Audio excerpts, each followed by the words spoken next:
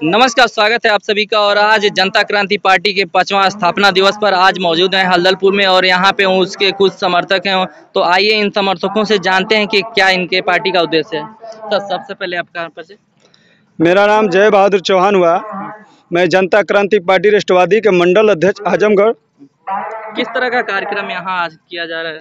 Sir, party का 5वां स्थापना दिवस के शुभ अवसर पर अंतिम हिंदू चक्रवर्ती सम्राट पृथ्वीराज चौहान जी के महायज्ञ का कार्यक्रम रखा गया था। क्या उद्देश्य है आप लोगों के? उद्देश्य यह है सर कि हमारे समाज में गुमराह करने के लिए बहुत सारे नेता हैं। हम चाहते हैं कि हम लोग एक सम्राट पृथ्वीराज चौहान जी के इतिहासों को मिटाया जा रहा है। अंतिम हिंदू चक्रवर्ती सम्राट पृथ्वीराज चौहान जी का महायज्ञ करके अपना जो चौहानों का एकता एकीकृत करने के लिए हम लोग ये यज्ञ रखे 5वां स्थापना दिवस। क्या लगता है विधानसभा 2022 का चुनाव नजदीक है, ऐसे में आपकी पार्टी क्या लेकर मुद्दा है और आगे चुनाव लड़ेगी या नहीं लड़ेगी या किसी के साथ गठबंधन होगा? सर, हमारी पार्टी अभी गठबंधन किसी पार्टी से न अभी किया नहीं। अगर सामने अगर कोई आता है तो गठबंधन की बात होगी, वो तो विषय की अलग विषय की बात है। फिर मैं 403 विधानसभा पे चुनाव लड़ाने के लिए हमारी जनता क्रांति पार्टी राष्ट्रवादी के राष्ट्रीय अध्यक्ष कमलेश जी कह रहे हैं।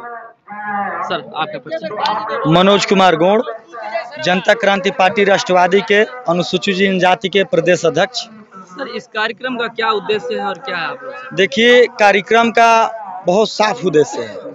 कहा जाता था कि चक्रवर्ती सम्राट पृथ्वीराज चौहान जी अंतिम हिंदू शासक थे, सनातन धर्म के, यानी पूरे हिंदू धर्म के।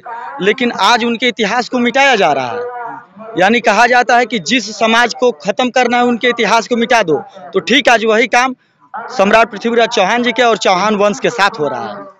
तो देख रहे हैं चौहानों में भी कई पार्टियां बनी हैं, जैसे जनता उन्नति पार्टी। तो क्या इससे चौहान एकता कैसे एक? ऐसे तो सर देखिए, समाजवादी पार्टी में भी प्रगतिशील पार्टी है, 120 पार्टियां है समाजवादी पार्टी और यादवों की पार्टी में। ऐसे बीजेपी में भी बहुत सारी पार्टियां हैं, बीएसपी में भी बहुत सारी पार्टियां हैं। इसी तरह करके हर एक दल में कम से कम तो 20 से ऊपर पार्टियां हैं। लेकिन आज हम लोग के समाज की पार्टी जनता क्रांति पार्टी राष्ट्रवादी है, तो इसमें एक विद्रोह पैदा किया जा रहा है अन्य दल के लोगों से, हम लोग के समाज के लोगों के द्वारा, कि अन्य एक दल बनाइए और इनको गुमराह कीजिए, इसके समाज को गुमराह कीजिए। क्योंकि चौहान समाज के सिर्फ अन्य दलों का वोटों से काम है। तो क्या लग रहा है विधानसभा 2022 का जो चुनाव है उसमें किस तरह की ये पार्टी तैयारी करने? हम लोग दमदारी के साथ 2022 में 403 सीटें पे चुनाव लड़ेंगे। आइए कुछ और भी यहाँ पे युवा साथी हैं, उनसे भी बात कर लेते हैं कि किस तरह से क्या। उदयवन चौहान। जो ये कार्यक्रम है, इस कार्यक्रम का उद्देश्य क्या है और आप लोग किस मकसद से यहाँ पे आए? ये तो जनता क्रांति पार्टी का 5वां स्थापना दिवस है। अभी तो ये बताइए, यहाँ कार्यकर्ता हैं या कैसे क्या आए हैं? हम दर्शक हैं। अच्छा, दर्शक हैं। तो इससे क्या आपको लगता है? अभी तो हम देखकर बहुत प्रसन्न हुए कि हमारे समाज के लोग बहुत जागरूक हुए, बहुत अच्छी खासी भीड़ भाड़ है। आइए और यहाँ एक और बलिया से चल के यहाँ भैया आए, काफी देर से परेशान थे, भैया से भी जान लेते हैं इनका परिचय। मेरा नाम शैलेश कुमार चौहान है, मैं बलिया से आया हूँ। मेरा कमलेश भैया गए थे मेरे गांव में और ये मनोज भैया भी गए थे।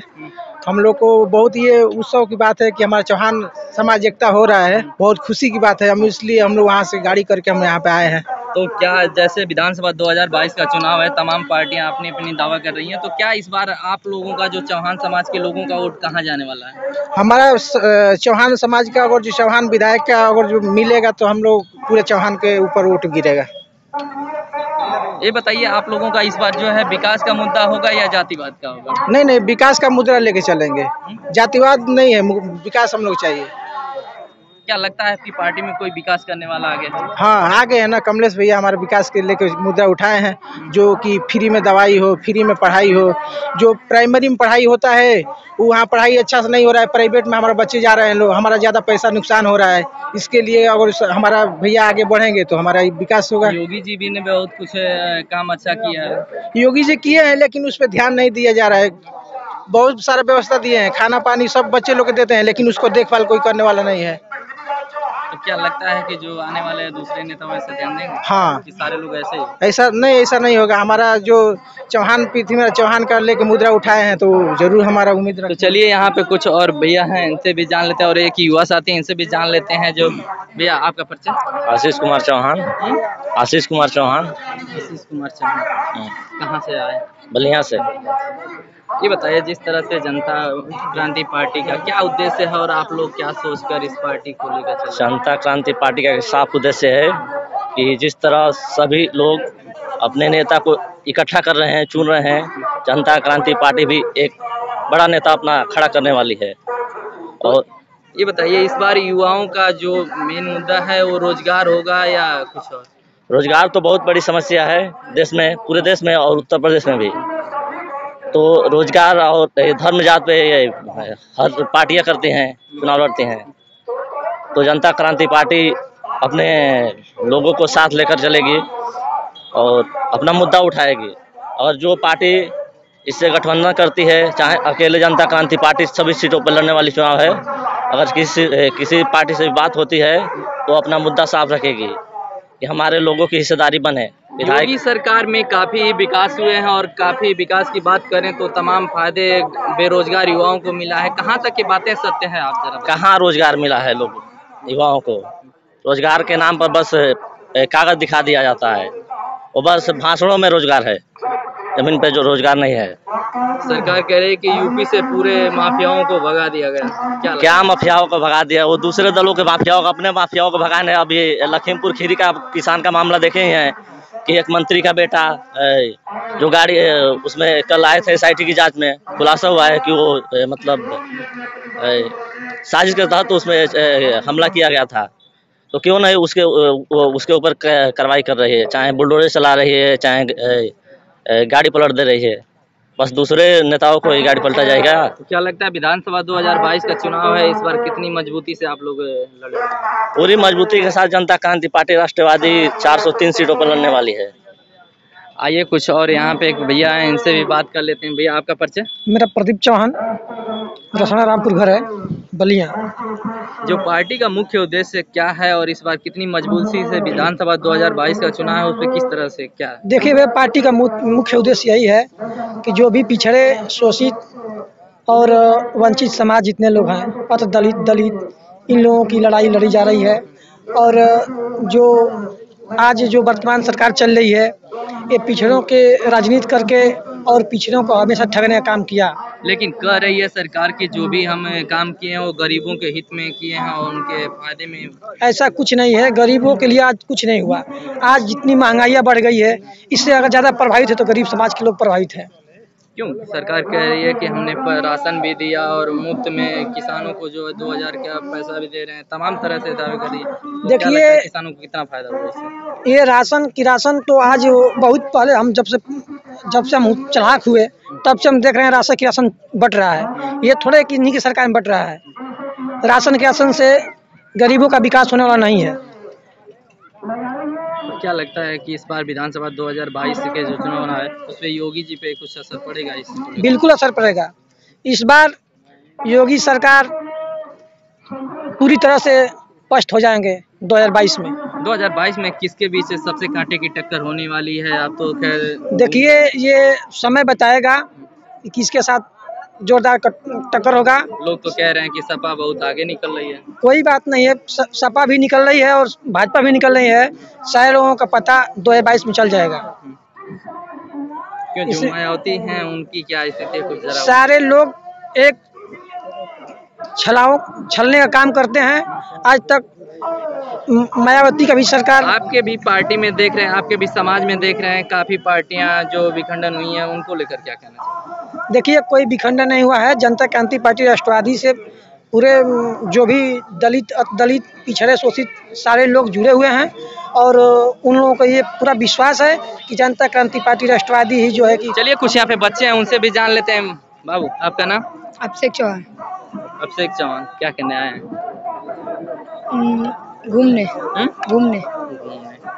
तो यहाँ कैसे घूमने देखने उकने क्या मजा आ रहा है, कुछ बताएंगे? वो चौहान पार्टी देखने आए थे। अच्छा, चौहान है इसलिए चौहान। हाँ। तो यहाँ क्या कुछ अच्छा लग रहा है?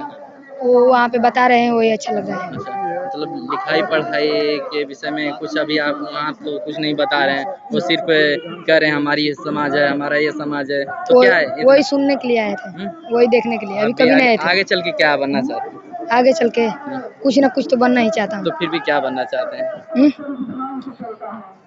Police. Police. Police.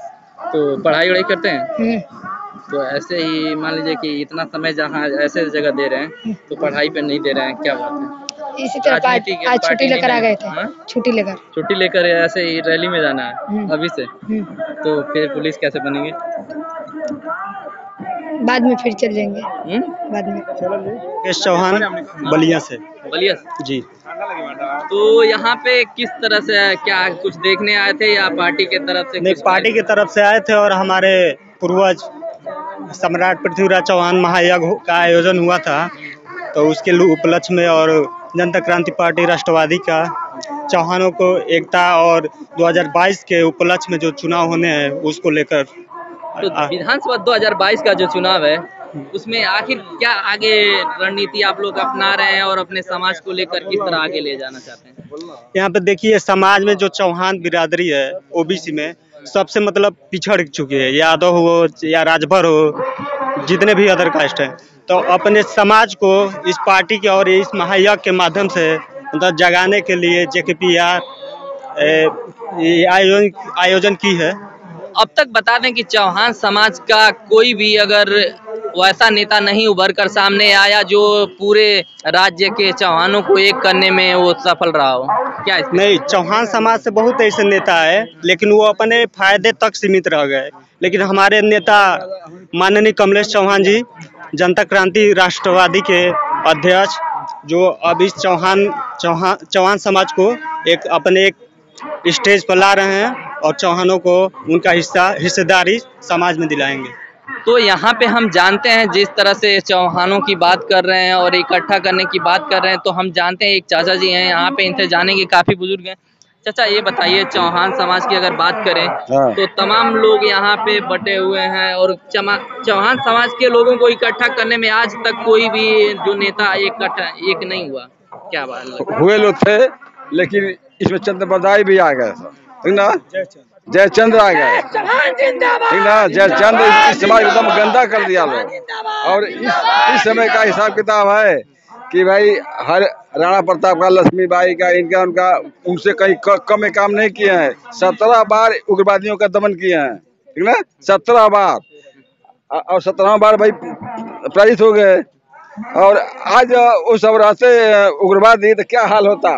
Prithviraj Chauhan के नाम पर बता दें, यहाँ सदवेदी सेना हो गई, जनता उन्नति पार्टी हो गई, जनता क्रांति पार्टी हो गई, और ऐसे तमाम जो चौहान समाज के लोग हैं जगह जगह विखंडन किए हैं। आखिर इनका एक ऐसा नेता अब तक नहीं देखने को मिला नेता ही नहीं चौहान समाज को इकट्ठा करने में। क्या ये सफल है कोई आज तक नेता? ये ठीक है, ये तो भाई समाज का देन है कि ऐसा पिछड़े हुए हैं। समाज का, हम लोग समाज ऐसा है कि उनके पीछे घूमने वाली समाज है। आज तक कोई कर्मठता के साथ नहीं आया, लेकिन ठीक है, सब लोग तो एक हिसाब से नहीं ना है। तो मगर हम ये करना कि हमारा राजा भी हुए, राजा का भी विचार यही है कि उनकी मूर्ति रखे। आज तक पृथ्वीराज चौहान जो किए हैं उनका नाम भी कहीं मंच पर नहीं आता है। हमें क्या लगता है कि जो यहाँ पे कमलेश चौहान जी हैं वो ये समाज को एक करने में सफल रहेंगे? हाँ, एकदम रहेंगे, एकदम एग्री रहेंगे, इसमें रहेंगे, कुछ विश्वास है, ठीक है।